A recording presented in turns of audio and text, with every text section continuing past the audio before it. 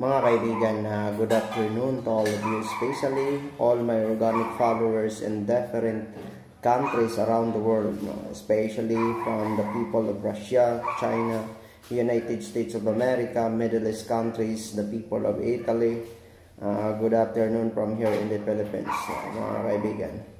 Thank you so much for watching our video, sharing our video, comments, and also those people that can follow in our Facebook page, in our YouTube, not subscribe, and also in our TikTok here, in our Instagram. Thank you so much mga kaibigan, especially to all my nephews over at Mahayag, Quezon, Bukidnon, and all my nephews here in Malalag, Zamboanga, Lanao, and Hulo, mga kaibigan, Cebu.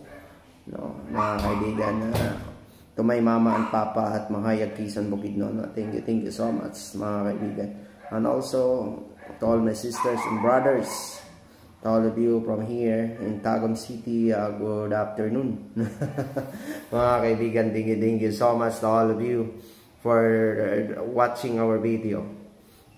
That we need to be happy every time what we are doing in this life, because life just we live once only. Just be careful of what we have. Just be contented of what we have, mga kaibigan. I do not like to care somebody out there talking behind of me. Talking, it's all about to gossip everyone, and then I don't care about that. I'm just doing my tasking. I'm just doing my designations within the line and the protocols of law, in the protocols of the human nature, in the protocols of the job, the work that I perform, mga kaibigan. No matter what, I do not care for those people who are in the most influential and most connected persons on this universe.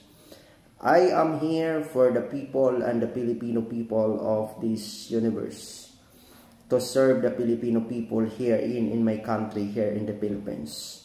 Just to imagine to all of you that you do not keep behind the trust entrusted to me. I do not care who you are and who I am. I know I am those people entrusted by the law of the country to serve and to defend the weakness, the hopeless and helpless, mga kaibigan. Just to imagine that I do not care for those people who are angry with me, the people who are the senior than me, but I am here to perform my work, to perform my designations, as long as designated and entrusted to that I'm going to perform. I will be performing on that, mga kaibigan. No matter what, we are on that designations, or we are, or you are in that seniority. Just be cooperate and respect the junior among all the juniors who are in that sections, who are in that operations, to be in the smooth of our work in unity. Cooperations, mga kaibigan, is the biggest business of this universe. Without a proper coordinations, cooperations, in order to perform our tasking in different arena of the work, mga kaibigan, we cannot perform well if there is someone out there to hindrance our performance. Because I know in these organizations there is a lot of people in the bad intentions. They are thinking their own interests, not to the interests of the law, for the benefits of the Filipino people, for the benefits of the country. Because around the world, in the highly civilized of the humanity, there is a lot of people that they do not like for those people who are good and doing better for the benefits all of us. Because if you are performing for the benefits of Filipino people, for the benefits of the law, and they are going to against you and dragging you down, that is the Filipino toxic concept and style of characteristic.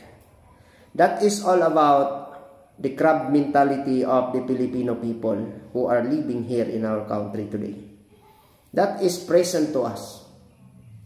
If there is someone who are elevating us because they are being promoted from one rank to higher rank, and they are intriguing and dragging you down in order for you to failure your performance, in order for you to paralyze your work, and they will be happy to watching you to become you sacrifice and slavery out there.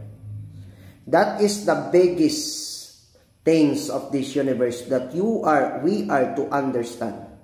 That this universe is not all about for those people in the goodness and faithfulness. But we are just doing a good things to our country, good things to our Filipino people. Just understand law by the spirit of understanding.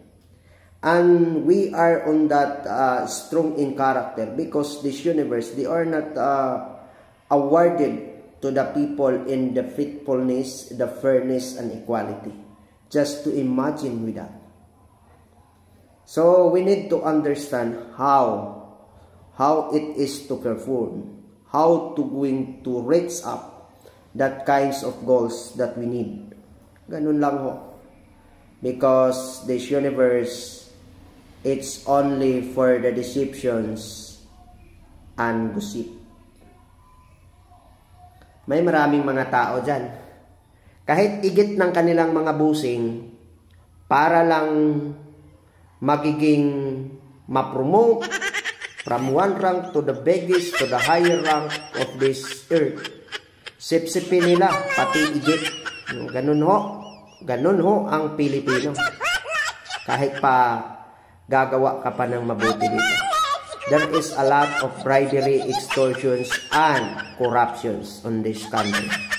Especially those who are in the politics or the politicians, they do not respect by the army or the police. But they are going to serve only for 3 years. Mga kukurap pa. Nagkukurap pa ng pira ng taong bayan. Mga gunggong pala sila. Ganun ho, mga kaibigan. Do you think it is good for the country? Do you think it is good for us?